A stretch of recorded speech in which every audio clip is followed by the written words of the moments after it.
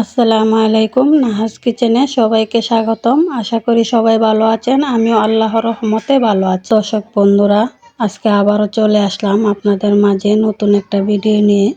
সেটা হচ্ছে পাকা পাকা কলা দিয়ে মোচমোচে মিষ্টি বড়া। কিভাবে বানানো যায় মিষ্টি বড়াটা দেখে নিই আমরা। তো প্রথমে আমি এখানে একটা ডিম নিয়েছি, আর ডিমটাকে ফেটিয়ে দিয়ে দিব। এখন আমি এটাকে হাতের সাহায্যে ফেটিয়ে নিব।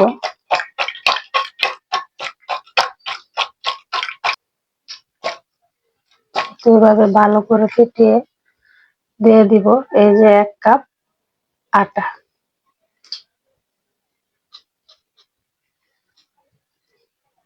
দিয়ে দিব 4/1 ভাগ গুঁড়া দুধ,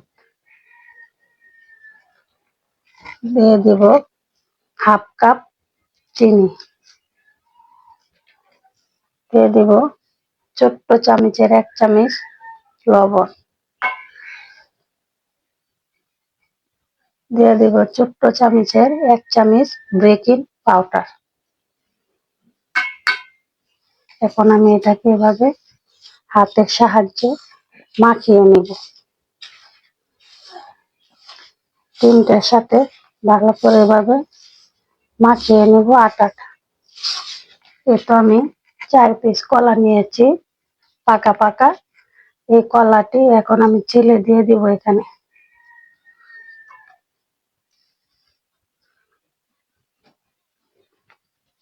আমাদের অনেকের ঘরে অনেক সময় বাজার থেকে অনেক বেশি কলা কিনে আনলে খাওয়া হচ্ছে না, নরম হয়ে যাচ্ছে। অনেক সময় গাছের কলা পেড়ে আনছেন, কলাগুলা খাওয়া হচ্ছে না, নরম হয়ে গেছে। সেই কলা দিয়ে আপনারা এভাবে বড়া বানিয়ে নিতে পারবেন। আটা অথবা চালের গুঁড়ি, ময়দা যেটাই থাকে হাতের কাছে, সেটা দিয়ে এভাবে সুন্দর করে মোচমোচে মিষ্টি বড়া বানিয়ে নিতে পারবেন। আর এই বড়াটা খেতে অনেক স্বাদ। এইভাবে পাকা পাকা কলা দিয়ে মোচমোচে মিষ্টি বড়া বানাইছেন না, তারা একবার বাসায় বানিয়ে খেয়ে দেখুন, অনেক ভালো লাগবে।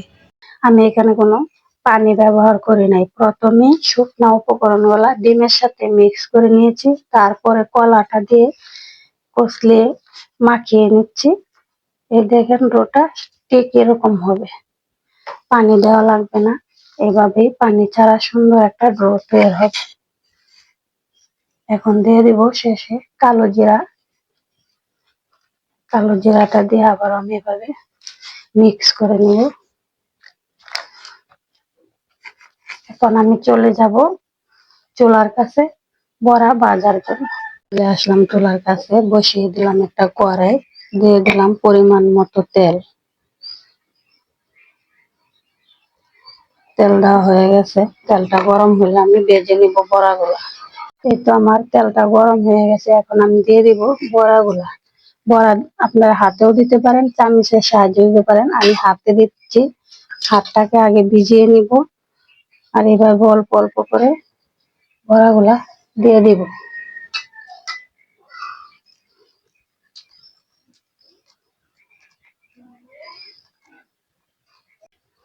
হাতটা ভালো করে একটু ভিজিয়ে নিলে ভালো হয়, বড়াটা দিতে হাতে বাজে না। তাই আমি হাতটাকে ভিজিয়ে নিচ্ছি। আলাদা একটা বাটিতে পানি নিয়ে নিচ্ছি। এই তো দেখুন আমার বড়াগুলা এক পাশ হয়ে গেছে। এখন আমি এগুলাকে উল্টিয়ে নিব এভাবে। দেখুন কত সুন্দর করে ফুলে গেছে বড়াগুলা।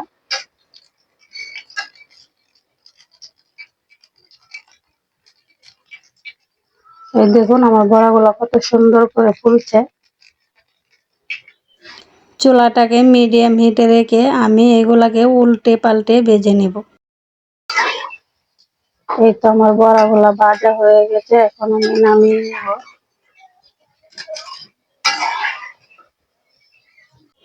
একটা চাকনির সাহায্যে তেলটাকে ঝরিয়ে নিব, রেখে দেব একটা প্লেটে। এইভাবে আমি সবগুলা বড়া ভেজে নিব।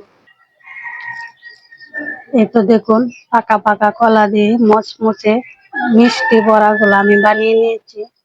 দেখুন কত সুন্দর হয়েছে, খেতেও অনেক ভালো হয়েছে। পাকা কলার ঘ্রাণ, কালো জিরা ঘ্রাণটা খাওয়ার সময় অনেক ভালো লাগে। আপনারা বাসায় বানিয়ে খাবেন, ভালো লাগবে। আজকে আমার ভিডিওটা এই পর্যন্তই। আমার ভিডিওটা যদি ভালো লাগে লাইক, কমেন্ট, শেয়ার করবেন, সাবস্ক্রাইব করে আমার পাশে থাকবেন। ভালো থাকবেন, সুস্থ থাকবেন। আল্লাহ হাফেজ।